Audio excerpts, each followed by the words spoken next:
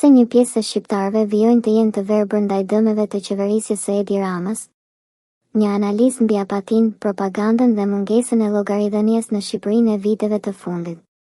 Një dekadë propagandë, kur imazhi mbulon realitetin. Që nga ardhja në pushtet në vitin 2013, Edi Rama e ka ndërtuar qeverisjen e tij mbi dy shtylla kryesore: kontrollin total të narrativës publike dhe fragmentimin e opozitës. Propaganda është kthyer në një mjet të përditshëm sundimi. Platforma si RTV, fushatat e pafundme online dhe kapja e pjesës më të madhe të mediave tradicionale kanë krijuar një realitet të filtruar, ku imazhi zëvendëson faktin.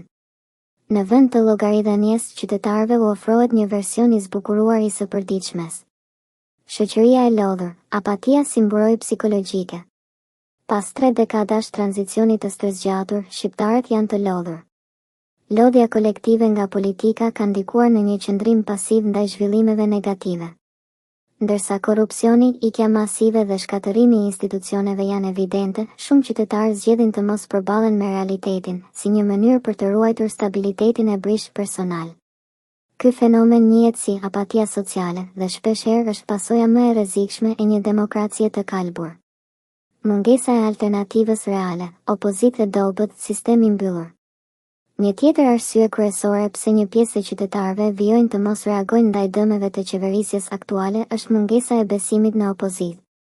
Me Partinë Demokratike të ndarë në fraksione, figura të konsumuar dhe mungesë vizionit të qartë, shumë njerëz ndihen të bllokuar në një sistem ku nuk ka për këtë votosh. Kjo ka ndihmuar në ruajtjen e pushtetit të Partisë Socialiste, pavarësisht akuzave të rënda për korrupsion, klientelizëm dhe keqeverisje. Frika dhe varësia ekonomike, një popull i zënë peng. Mbi 30% e shqiptarëve janë të punësuar në sektorin publik ose janë të varur nga asistenca sociale dhe skemat e ndihmës. Në shumë zona, këto burime jetese janë drejt për drejt të lidhura me strukturat partijake.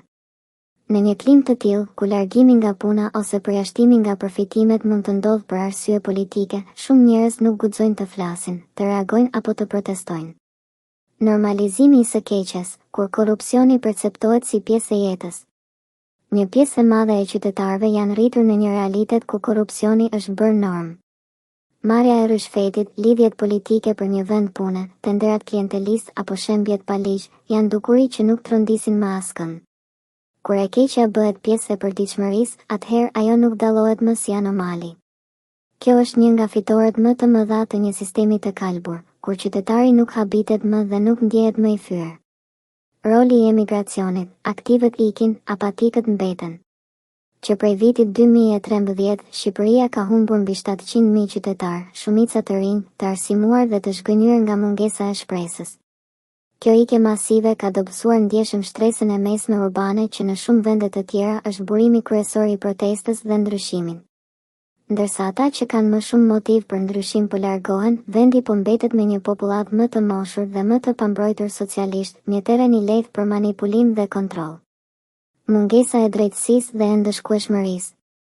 Nuk është vetëm qeveria që ka dështuar, është edhe sistemi i drejtësisë që ka mbyllur syt përballë abuzimeve. Kur zyrtarë të korruptuar jo vetëm që nuk ndëshkohen, por promovohen, qytetarët humbasin çdo ndjesi të drejtësisë. Ndjenja e pafuqisë i bën ata pasiv dhe të heshtur. Përfundim, verbëria nuk është rastësi, është ndërtuar. Shqiptarët nuk janë të verbër sepse nuk dinë, ata janë bërë të verbër nga një sistem i ndërtuar për të mos lejuar të shohin. Përmes propagandës, frikës, varfërisë dhe mungesës së alternativës, qeverisja aktuale ka arritur të krijojë një shoqëri të kontrolluar dhe të paralizuar.